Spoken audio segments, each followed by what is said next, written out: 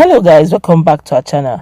With all tribes, all region clamoring for 2023 presidency, the Southwest already, Afenifere already saying that everybody should look inwards and look towards and supporting Southwest for presidency 2023. The Southeast are also clamoring for the same thing, and the North are not left out also. A whole lot of them are believing that they will still maintain and retain power. Well, as we speak, one of their very own, one of the Northerners have decided to speak and reveal so many things that ordinary Nigerians may not even be aware of.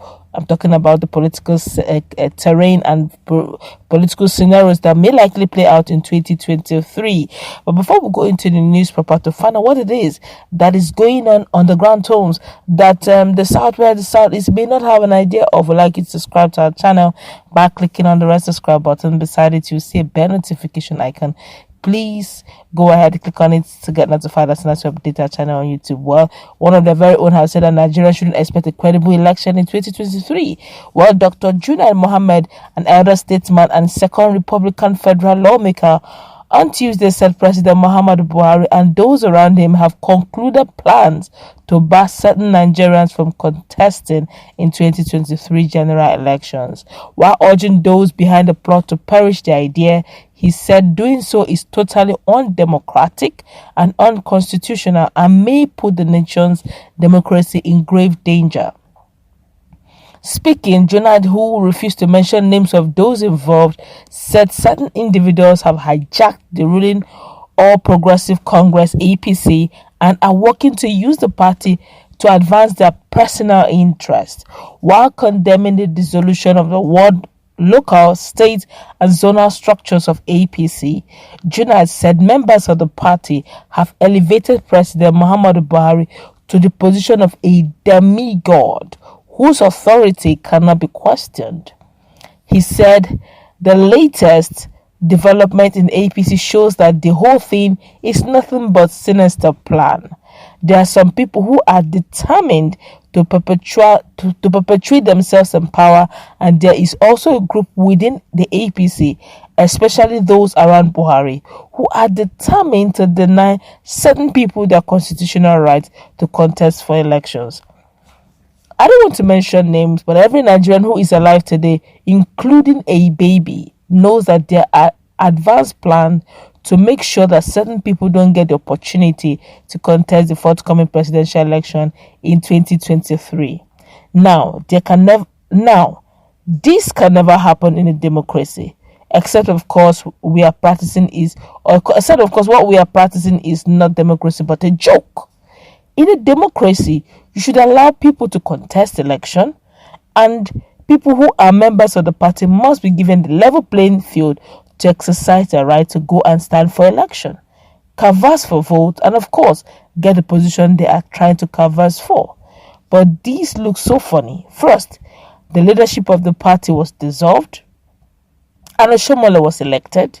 Later, Oshomole was sacked, and somebody else was appointed. The sacking and reappointment, according to them, was done by the president through the neck. But that's National Executive Committee. He said, but there is nowhere in the constitution where the president has the power to dissolve any of the organs of the party at any level.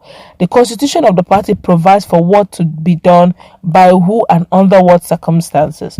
But somehow, they have now elevated the president to the position of a demigod.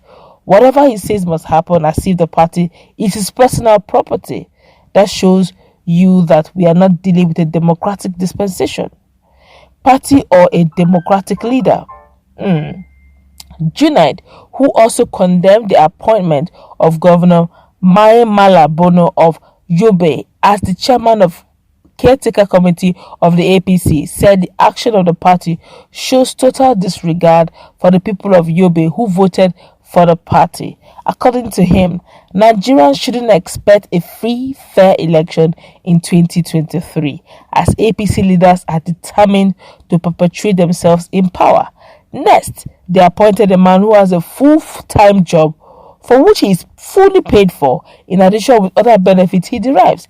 A man who is elected, who is the so-called governor of Yobe State. Now, nobody has told us why out of the millions of card-carrying members of APC, only the man which is qualified to hold 2 jobs, governor of a state and a caretaker committee chairman of a political party. This shows the utter hypocrisy, irresponsibility, and complete disregard for the people of Yobe State. These people should be ashamed of themselves. Junaid continued. After that illegality, they now give 6 months extension to the caretaker committee, which is an illegal contraption to continue in office. I am awfully ashamed in the presidency and the party and among the people who are running the interim arrangement. They should be ashamed of themselves. Nobody can convince me that these characters can organize party in a democratic manner and lead that party into an election which is peaceful and credible. I have my doubts. They are even making attempts to lure former President Goodluck Jonathan to come and contest the 2023 presidential election, and they said if he agrees to contest, they will rig the election in his favor. Oh, wow. That shows you that anybody who has any wishful thinking that there is going to be a credible election come 2023 should perish their thoughts. These people are determined to rig the election and have their way, he said. Now, this is coming from Junaid Mohammad, the second Republican lawmaker. Now, you now understand why a lot of persons are saying they want to secede or restructure. If we barely have like 2 more years to go for the 2023 election, but of course we do know, but come 2022, if everything still remains the way it is, status quo still remains the same, the election, the campaign will begin in earnest. Already it has begun. It started since 2020, and but I know that by 2022 the tempo will be heightened. Okay, but if right now, Junaid Mohammad, the second Republican lawmaker, who's also a core northerner and northerner to the core, who have been following the trends of politics for a while, could say this about APC, that look at, normally I do know that the little I know about the APC policies, the fact that you're not supposed to hold any political position as well as become a caretaker.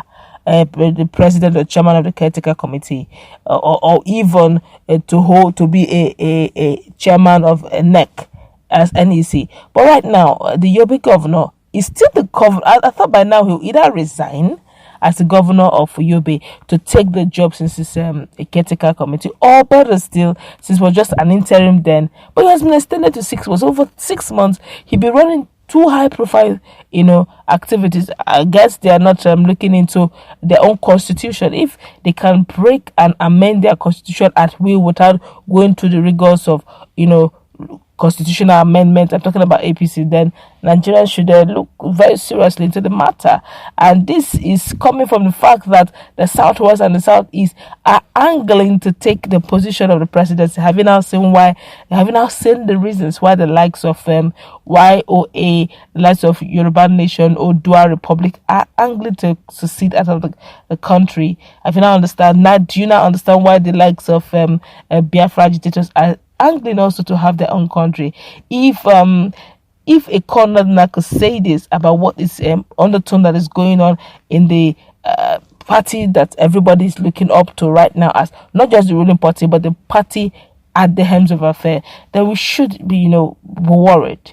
Of course, if what he's saying is true. But coming from a corner now who have neither shown signs of fear before, I'm talking about Junaid Mohammad, the second Republican lawmaker, then it's something that Nigerians should really look into. But then politics is the game. It takes a hardened someone who has heart to go into politics. Anything and everything is politics. Is possible in politics in Nigeria. Well, the tempo may get even more messier and stronger as the time to the 2023 elections draw close. But that's where we're going to wrap it up. But the question is, if this is going to happen, which region will eventually get the presidential ticket if Nigeria remains as one indivisible country? If they remain so, which region do you think, based on what we are seeing, I don't know which region, it's actually an open one. It could be the north that will still return the power. It could also be southeast, could be southwest. But all in all, by 2022, 2023, we may yet get the feelers of who eventually will emerge. That's where we're going to wrap it up. What's a take on what is going on in the political